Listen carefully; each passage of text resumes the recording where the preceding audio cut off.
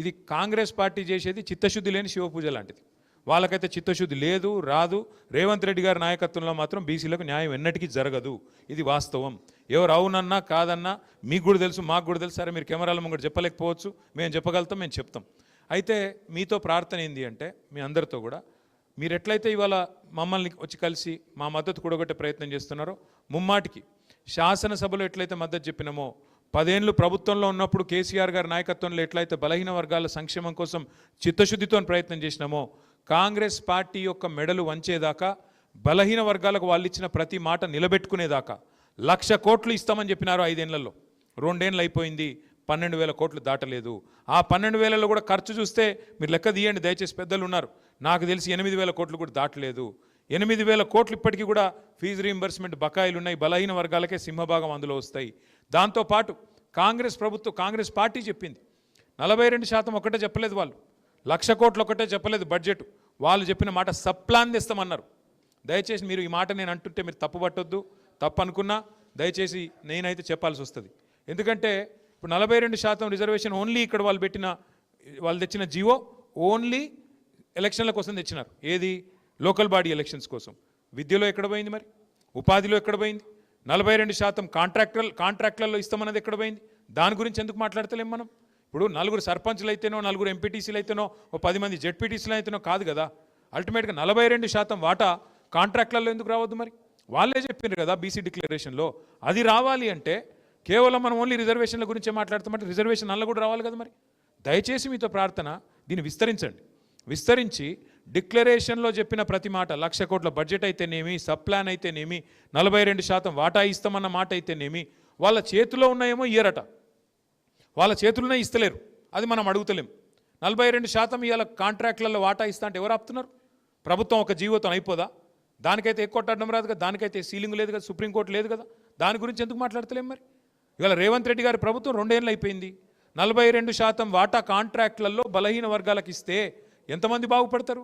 42% వాటా ఉపాధిలో ఇస్తే, విద్యలో ఇస్తే ఎంతమందికి లాభం జరుగుతుంది? కేవలం పొలిటికల్ రిజర్వేషన్ ఒకటే కావాలా? మిగతా వద్దా?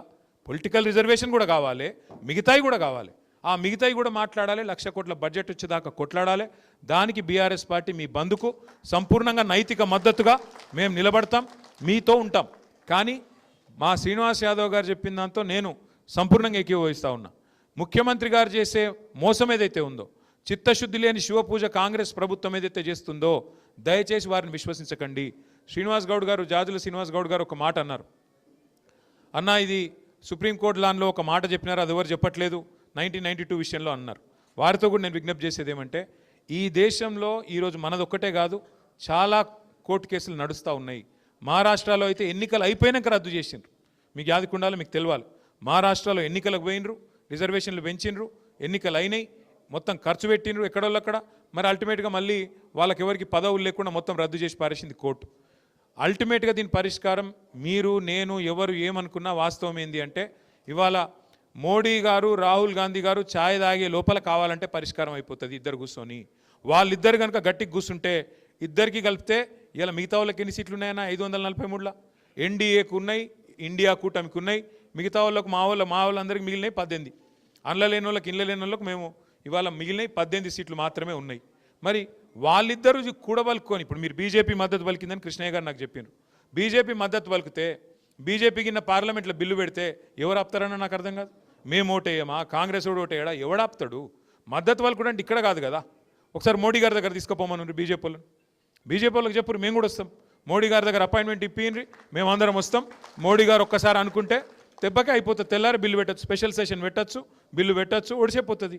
అంటే నేను అనేది ఏంటంటే, ఇక్కడిక్కడ కొట్లాడుకున్నాడు, ఇక్కడ యుద్ధాలు చేసుడు, ఒకళ్ళ మీద ఒకళ్ళు పొన్నం ప్రభాకర్ మమ్మల్ని తిట్టుడు, మేము ఆయన తిట్టుడు, పొన్నం ప్రభాకర్ మళ్ళీ అడ్లూరు లక్ష్మణ్ తిట్టుడు మధ్యలో, ఇవన్నీ ఎందుకు ఊకే? అల్టిమేట్గా ఏంటంటే, రాహుల్ గాంధీ గారు, మోడీ గారు వాళ్ళిద్దరికిన కరెక్ట్గా ఉంటే, వాళ్ళిద్దరికిన కరెక్ట్గా అనుకుంటే, ఒక్కటే ఛాయ్ కప్పు ఛాయ్ తాగే లోపల ఒడిచిపోతుంది పని. దీనికి మనం చేయాల్సింది కార్యక్షేత్రం ఇక్కడ కాదు. ఇక్కడ సరే, ఇక్కడ బంద్ మీరు ప్రకటించారు, దానికి మా నైతిక మద్దతు ఇస్తాం, తప్పకుండా మీతో నిలబడతాం. కానీ అసలు కార్యక్షేత్రం ఢిల్లీ. ఆ ఢిల్లీలో ఒక జంతర్ మంతర్ ధర్నాతో కాదు. ఢిల్లీలో ఉండే పార్లమెంట్ సభ్యులు, మీరు కూడా పార్లమెంట్ సభ్యుడు కృష్ణయ్య గారు, మీరు బీజేపీలో ఉన్నారు. మరి మీరు మీ బీజేపీ నాయకత్వాన్ని మీరు కూడా ఒప్పియాలి, మోడీ గారిని ఒప్పియాలి. మోడీ గారిని అడగాలి, వారు ఓబీసీ స్వయంగా. మీరు ఇన్ని పోరాటాలు చేసిన పెద్దలు మీరు, దయచేసి మీతో ప్రార్థన, యుద్ధం చేయాల్సింది అక్కడ. మాకేమో ఇప్పుడు యుద్ధం చేద్దామంటే కూడా మాకు కత్తి ఇయ్యలే ప్రజలు. మాకు లోక్సభలో ఒక్క సీటు కూడా లేదు, ఒక్క ఓటు కూడా లేదు. కానీ రాజ్యసభలో 4 ఉన్నారు. 4 ఓట్లు మీకు మాటిస్తున్న కృష్ణన్న, బిల్లు పెడితే ఆ 4కి 4 ఓట్లు మొదటి ఓట్లు మేమే ఇస్తాం. పార్లమెంటులో జరగాల్సిన పనిని మనం ఇక్కడ పంచాయతీ స్థాయిలో, క్షేత్ర స్థాయిలో ఇక్కడ కొట్లాడితే ఎంత చేసినా కంఠశోషణ అవుతుంది. కేసీఆర్ గారి ప్రయత్నం కూడా తెలంగాణ కోసం ఎప్పుడు ఫలవంతమైంది కృష్ణన్న? ఆఖరికి మళ్ళీ పార్లమెంట్లో బిల్లు పాస్ అయితేనే 2014 ఫిబ్రవరిలో తెలంగాణ వచ్చింది. అట్లనే మన పోరాటం కూడా ఫలించాలి, మీ ఆలోచన కూడా సఫలం కావాలంటే కార్యక్షేత్రం అక్కడ. ఇది వాస్తవం. ఇవాళ రేవంత్ రెడ్డి చెప్తున్నాడు, ఆయన పక్క నుండి అడ్వకేట్ జనరల్ చెప్తున్నాడు, సుప్రీంకోర్టు లాయర్ ఒక ఆయన ఇటు చెప్తాడు, ఒక ఆయన అటు చెప్తాడు. శ్రీనివాస్ గౌడ్ సాబ్కి ఒక ఆయన ఏందో చెప్పిండు, ఇంకొక ఆయన పక్కకు పోయాడు, ఇంకో మాట చెప్తాడు ఆయన. ఇక లాయర్లు ఎసంటోల్లో మీకు తెలుసు. నేనేం అంటే లాయర్లు నేను అవమానిస్తలేను, దయచేసి మళ్ళీ వేరే పంచాయతీ పెట్టకూరి. నేను అనేది దయచేసి మేము మీతో పూర్తిగా ఈ పోరాటంలో శాసనసభలో నిలబడ్డం, రేపు నైతిక మద్దతు కూడా ప్రకటిస్తున్నాం. 18 నాడు మీ పోరాటం ఫలవంతం కావాలని కోరుకుంటున్నాం.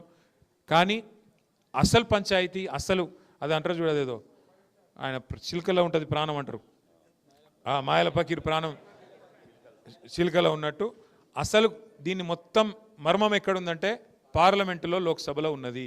ఆ లోక్సభలో తెగాలంటే కృష్ణన్న మీరే బీజేపీలో ఉన్నారు, మీరే వారి తరపున రాజ్యసభకు వచ్చిండ్రు, మోడీ గారు అపాయింట్మెంట్ ఇప్పిర్రి, మేము కూడా వస్తాం. అట్లాగే కాంగ్రెస్ వాళ్ళని కూడా కొంట పోదాం, అందరిని కొంటపోయి వాళ్ళని అక్కడిని ఇరికించి బిల్లు పెట్టిపి, స్పెషల్ సెషన్ పెట్టిపి, మా ఓట్లు వేస్తాం, మీకు అండగా నిలబడతాం. తర్వాత మీకు బ్రహ్మాండంగా వీళ్ళు పాలాభిషేకం ఏం చేసుడైంది, మీకు మేమే చేస్తాం. Thank you. మళ్ళొకసారి అందరికి నమస్కారం. మాది జూబ్లీ హిల్స్ మీటింగ్ నడుస్తున్నది కృష్ణన్న, రివ్యూ మీటింగ్లు నడుస్తున్నాయి. దయచేసి మీరు ఇక్కడ దాకా వచ్చి ఇంతసేపు మాత్రం గడిపినందుకు ధన్యవాదాలు. మా నైతిక మద్దతు మొత్తం మీకు ఉంటుందని చెప్పి మళ్ళొకసారి తెలియజేస్తూ మీకు హృదయపూర్వక నమస్కారాలు. Thank you.